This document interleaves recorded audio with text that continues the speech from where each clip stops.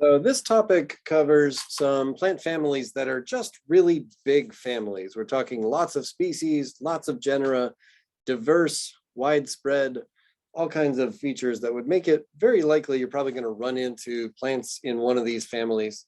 I've got a couple of these scheduled. The first one is large families worldwide, and then later we'll do one that's families that are large in Wisconsin. So there's a lot of overlap. You'll probably find members of these families in Wisconsin, but I want to give more of a worldwide perspective on them. They're more significant, in a lot of cases, farther away from Wisconsin, including some tropical families.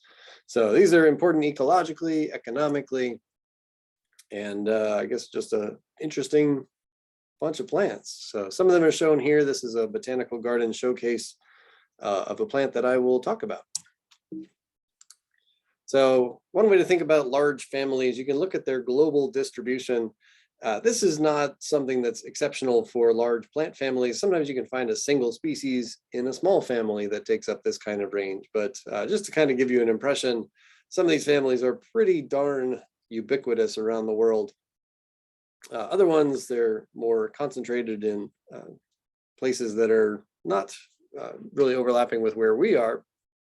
But for example, the Western Hemisphere tropics. So we'll start off with this family. This is the probably the easiest one to spell. So once you know your plant family official endings, ACEAE, this is the official ending for a plant family. This is named after a genus called Arum, A-R-U-M. And so this is Araceae. This is a family that's well represented among houseplants. So you might have some in your house if you got a few plants. They're otherwise pretty abundant in the tropics, and we have a few that are native to Wisconsin that I'll point out in a little bit here, including this one in the middle. This is our jack-in-the-pulpit genus Arissima. So some features to note about them. These are monocots, but in a lot of cases, they don't look like they're monocots if you look at the leaf venation. So Arissima is a good example here.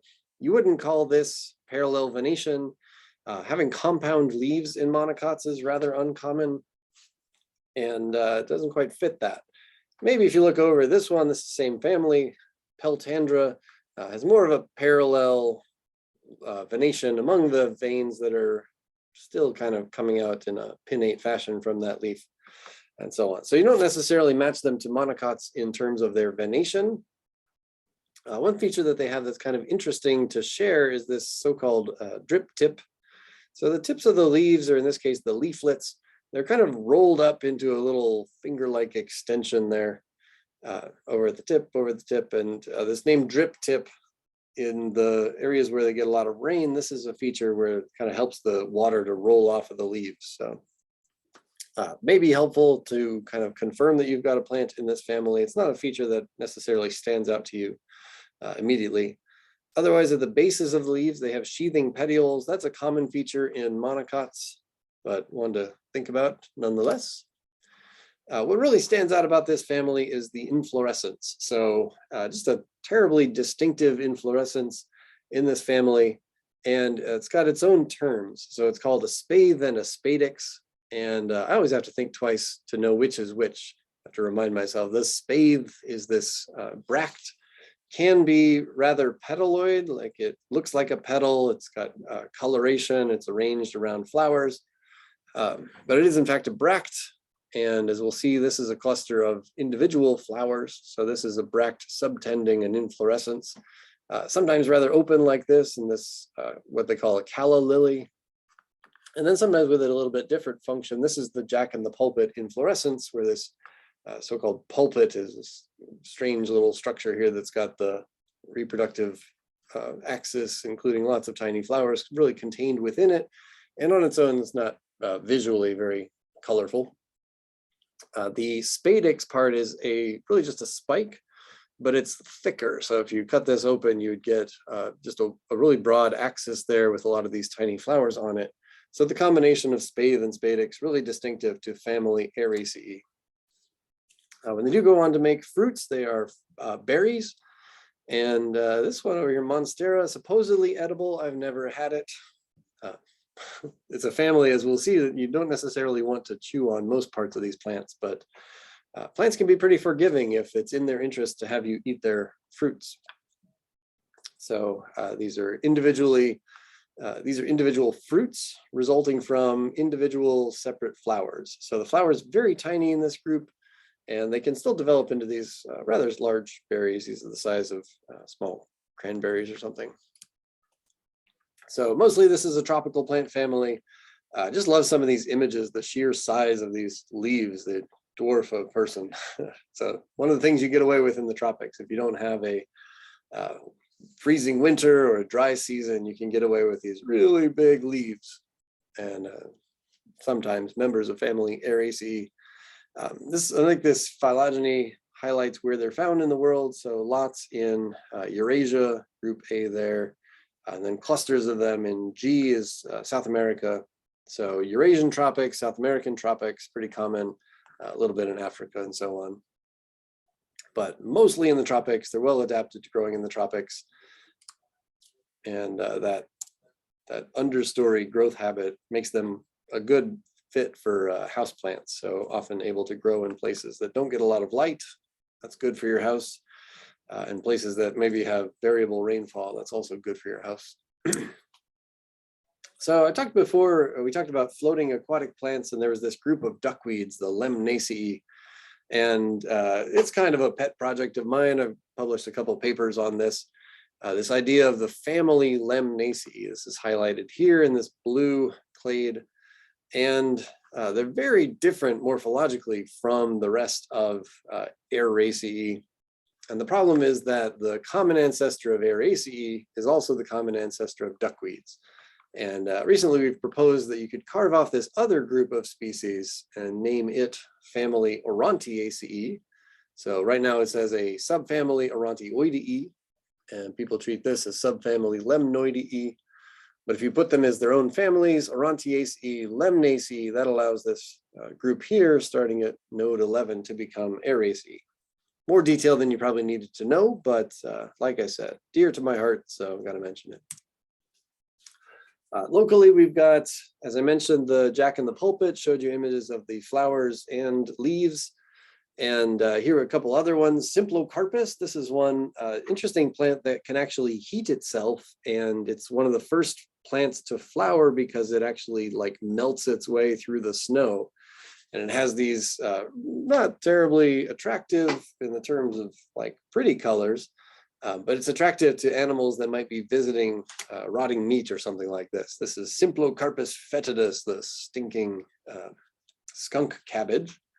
So inflorescence early in the season, and then these are the leaves that would come out a little bit later in the season. So sometimes you see this one melting its way through the snow, grows in places that have pretty steady, wet soil. Another one that also likes wet habitats. This is the genus Calla. So I mentioned there's a genus or a plant we call Calla lily. That's in a different genus. This one is in the genus Calla. And we have one Calla palustris, this marsh plant. So the spathe here, this colorful white bract.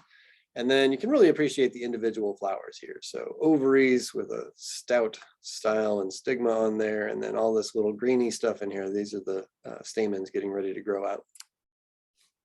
So I mentioned lots of house plants. You might have some of these in your house. Dieffenbachia, philodendron, pothos, epipremnum. Take your pick, lots of them there. As I mentioned, a little bit more forgiving of if you skip watering on these plants, and also if you put them in a place that doesn't have a lot of light, they're more resilient against those. So I mentioned you also don't want to eat these plants. So the vegetative parts of plants in Araceae, this might be yet another reason they make good houseplants, is that they have this built-in chemical defense.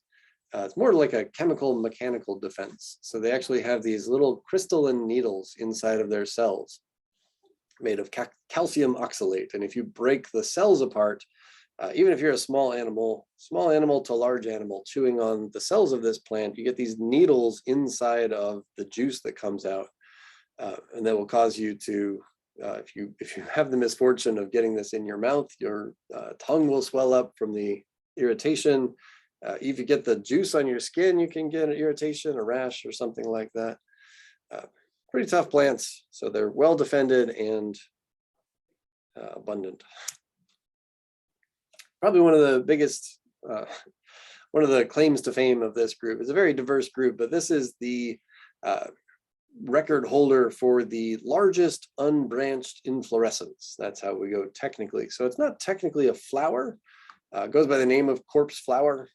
But as we know now, inside of that plant, these are all separate flowers. It has a female flower zone toward the bottom and a male flower zone toward the top.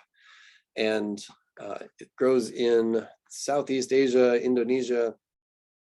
And its method of attracting pollinators is to be really stinky. So it smells like a carcass, a dead animal in the jungle, and can be very effective for attracting pollinators, which are these tiny little flies that come visit it.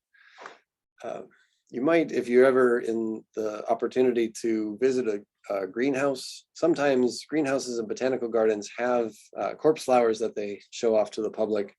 You might have to wait in line for a while, but it's an unmistakable experience. Really cool plant. Economically important, there is a food plant comes out of this group, taro, genus Colocasia, and this one can be, I'm not sure about the needles in the cells of this plant, but can be treated so it's not going to hurt you as you're eating the starch of these taro roots. All right, next family, moving on to another one that's also really big in the tropics. We don't have any of these that grow native to Wisconsin. This is the family called Bromeliaceae. And a common name for some plants in this group, we call them bromeliads. Write that out for you. All right, having second thoughts about cooperating. There we go. Bromeliad. So it's sort of a common name of bromeliad. People are referring to plants in this family when they say that.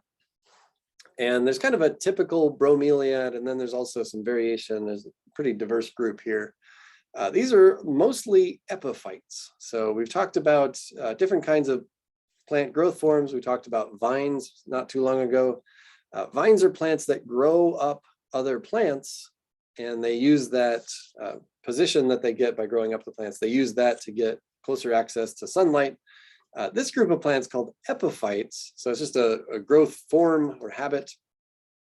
Epiphytes grow on other plants, but they don't start from the ground. They sort of establish themselves in the nooks and crannies of the branches of a tree. So something you get away with in the tropics, if you got, say, consistent temperatures and not difficult conditions to grow in, you can grow on the top of a woody plant with this habit. So the advantage is you start your life close to the light, and the disadvantage is you start your life without being connected to the ground.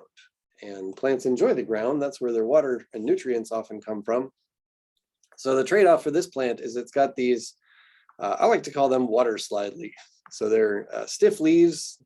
This is another monocot. They're parallel venation, and they're rolled up inwards a little bit. So they channel the water toward the center of this plant. This kind of strategy, people call these the tank bromeliads, like a water tank. And this one here nicely illustrates just a standing pool of water in this plant. So it channels water in after it rains, holds onto its own water, and then whatever stuff is falling out, whatever detritus is falling out of the plants around it, maybe there's some animal waste, also ends up in that area, so the plant can get nutrients in that way. Pretty good strategy.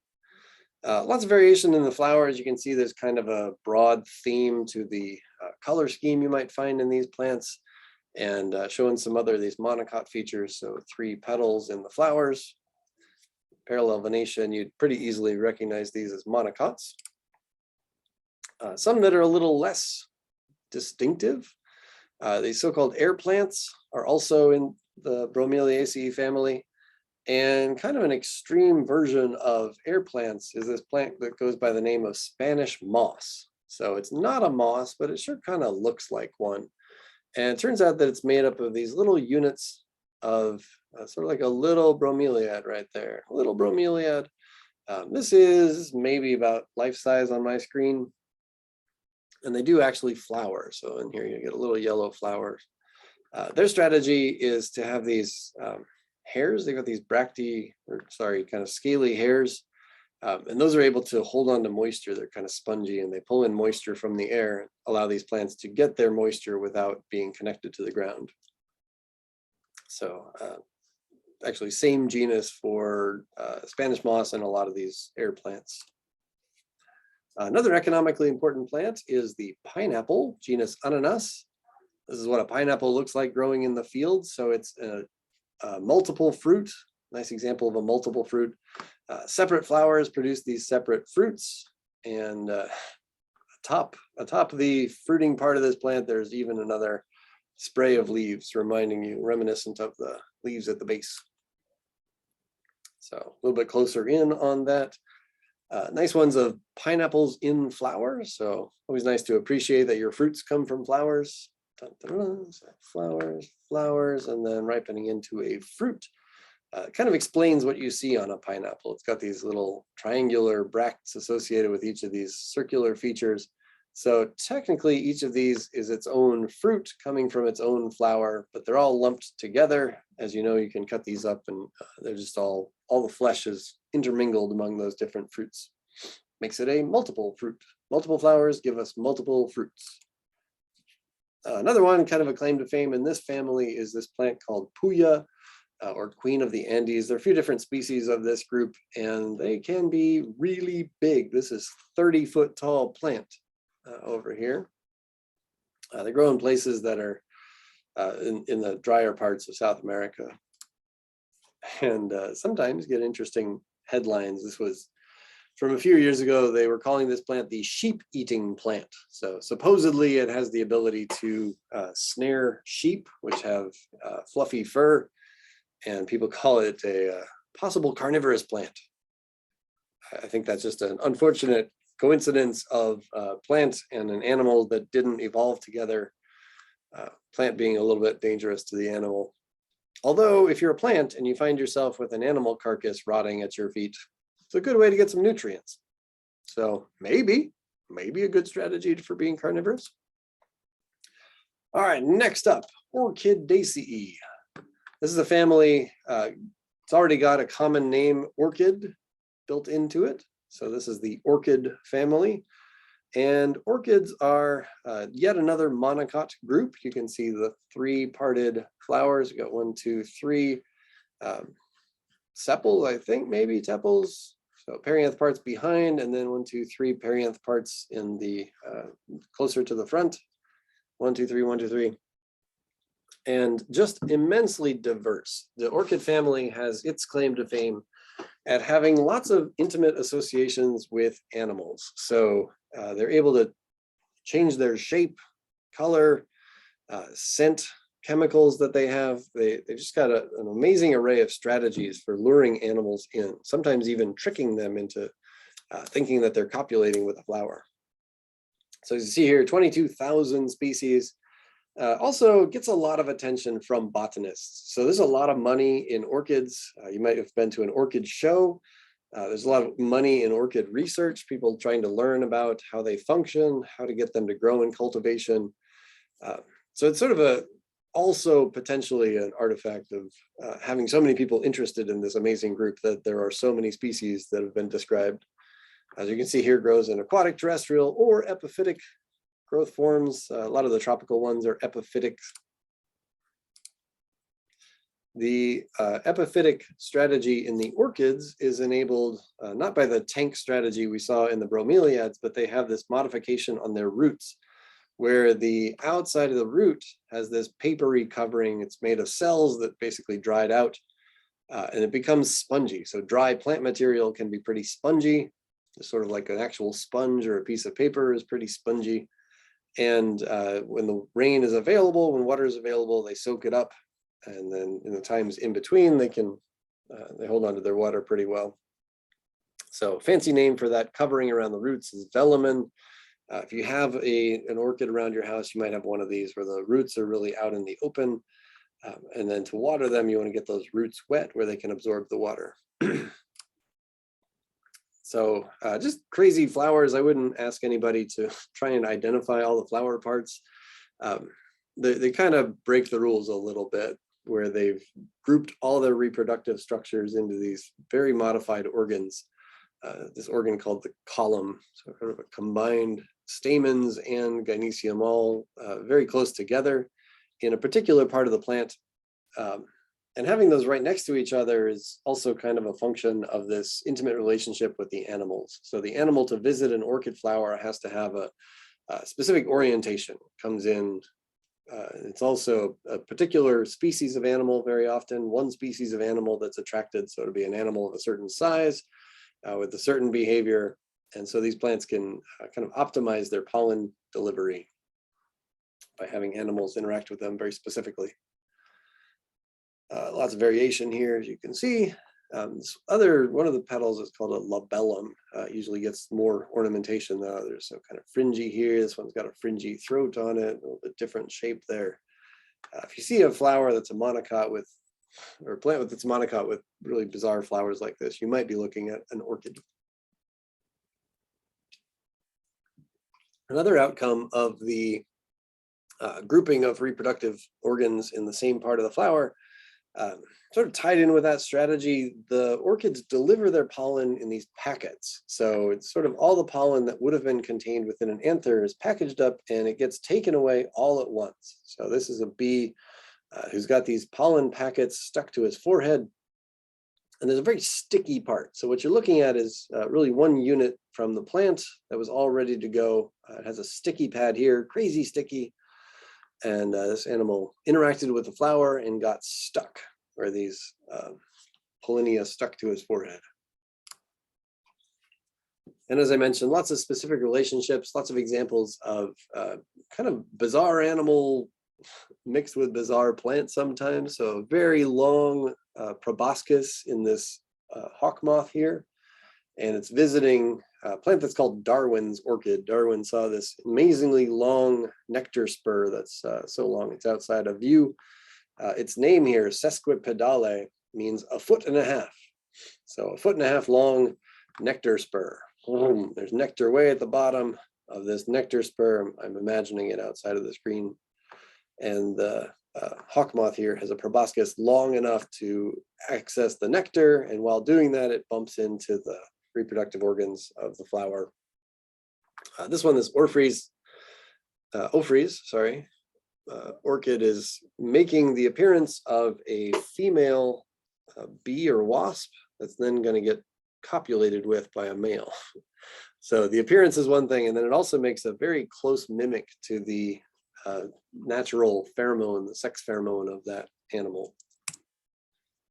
Try to get some videos on here so you can see those. Economically important, here's one for you. The vanilla plant is an orchid native to South America. And when we get vanilla, this is a scent molecule that comes out with the seeds and the seed pods. And nice highlight here, this is what you might see on a culinary show. You take these dried vanilla pods that they usually leave soaking in alcohol. You cut them open and you get the mealy bunch of seeds on the end of your knife, and you use that as it can be like little dots you see in vanilla ice cream. People use these in super fancy recipes. Otherwise, people just take a extract. They can soak it out using alcohol. So the highlight about these, this is a common feature of orchids, is to have these lots and lots and lots of tiny seeds. In a natural scenario, the pods break open and those seeds blow around. They're so tiny they can blow around like dust. And as such, they don't have a lot of nutrients packaged in the seeds. So the second bullet point mentions that they partner with fungi to help them germinate. So that's one of the reasons that orchids are hard to grow, is that they have a close association with root fungi. And if you try to grow them outside of their natural environment, they might not have the fungus with them to make that happen. So lots and lots of examples here. These are some of the more commonly encountered cultivated orchids, including vanilla is not so much cultivated by flower enthusiasts, but these ones are. And I've shown a few of the local Wisconsin orchids